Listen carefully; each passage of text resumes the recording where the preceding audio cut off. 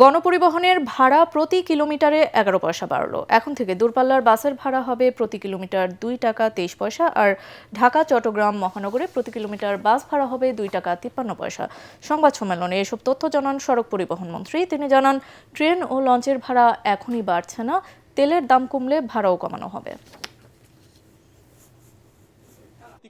সবার সাথে মিটিং করে যারা এই সেক্টরে যুক্ত 11 পয়সা পার কিলোমিটার বাড়া না সমন্বয় বলবো আমি সবসময়ের জন্য একটা সিদ্ধান্ত নেওয়া হয়েছে।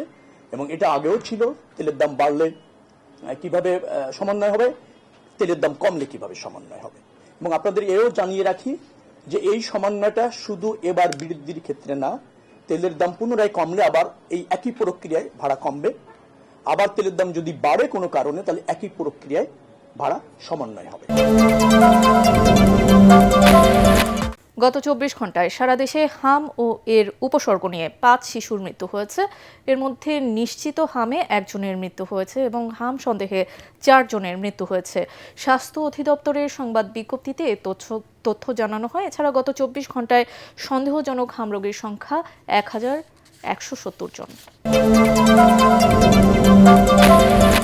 ডিপো থেকে তেল আসতে দেরি হওয়ায় সময় মতো খুলছে না রাজধানীর বেশিরভাগ ফিলিং স্টেশন। সরবরাহ বন্ধ থাকায় ভোগান্তি বাড়ছে গ্রাহকের। এই পরিস্থিতিতে ভোগান্তি কমাতে সকাল 8টা থেকে রাত 8টা পর্যন্ত পাম্প খোলা রাখার প্রস্তাব করেছে পেট্রোল পাম্প ওনার্স অ্যাসোসিয়েশনের নেতারা। প্রধানমন্ত্রী তারেক রহমানের সঙ্গে বৈঠক করেছেন বিশ্ব সাহিত্য কেন্দ্রের প্রতিষ্ঠাতা অধ্যাপক আব্দুল্লাহ আবু সাইদ। এ সময় উপস্থিত ছিলেন সংস্কৃতি মন্ত্রী নিতাই রায় চৌধুরী এবং প্রতিমন্ত্রী আলী নেওয়াজ মাহমুদ খোয়ম। দুপুরে সচিবালয়ের মন্ত্রিপরিষদ বিভাগে প্রধানমন্ত্রীর কার্যালয়ে এই বৈঠক অনুষ্ঠিত হয়। বৈঠকে প্রাথমিক, মাধ্যমিক ও উচ্চ মাধ্যমিক পর্যায়ে শিক্ষার্থীদের বই পড়ার অভ্যাস গড়ে তোলার করণীয় নিয়ে আলোচনা হয়। এছাড়া সরকারের সংস্কৃতি বিষয়ক মন্ত্রণালয়ের সঙ্গে একসঙ্গে বিশ্ব সাহিত্য কেন্দ্র কাজ করবে বলে প্রতিষ্ঠানের পক্ষ থেকে জানানো হয়। বৈঠকে বিশ্ব সাহিত্য কেন্দ্র ও সংস্কৃতি বিষয়ক মন্ত্রণালয়ের ঊর্ধ্বতন কর্মকর্তারা উপস্থিত ছিলেন।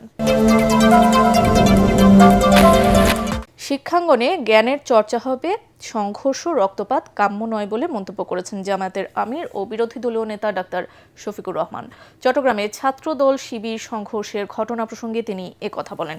শফিকুর রহমান বলেন, রাজনীতিকে প্রাধান্য দিয়ে সরকার ও দেশ পরিচালিত হতে পারে না, রাষ্ট্র পরিচালিত হবে মেধাকে প্রাধান্য দিয়ে। যা জুলাই আন্দোলনের অন্যতম দাবি। রাজধানীর মিরপুরের আদর্শ উচ্চ বিদ্যালয় ও শহীদ পুলিশ স্মৃতি কলেজে এসএসসি পরীক্ষা কেন্দ্র পরিদর্শন শেষে জামায়াত আমির আরও বলেন, মানুষ হওয়ার আঙিনায় এমন ঘটনা কোনোভাবেই কাম্য নয়। তিনি বলেন, মেধার যত বিকাশ ঘটবে জাতি ততই এগিয়ে যাবে। ত্রয়োদশ জাতীয় সংসদের সংরক্ষিত নারী আসনে বিএনপির দাখিল করা সব প্রার্থীর মনোনয়নপত্রই বৈধ ঘোষণা করেছে নির্বাচন কমিশন। সকালে রাজধানীর আগারগাঁয়ের নির্বাচন ভবনের অডিটোরিয়ামে মনোনয়নপত্র বাছাই শেষে রিটার্নিং কর্মকর্তা তাদের বৈধ ঘোষণা করেন। এদিকে সরকারি চাকুরি ছাড়ার 3 বছর পার না হওয়ায় এনসিপি নেত্রী মনিরা শারমিনের মনোনয়নপত্র বাতিল করেছে নির্বাচন কমিশন।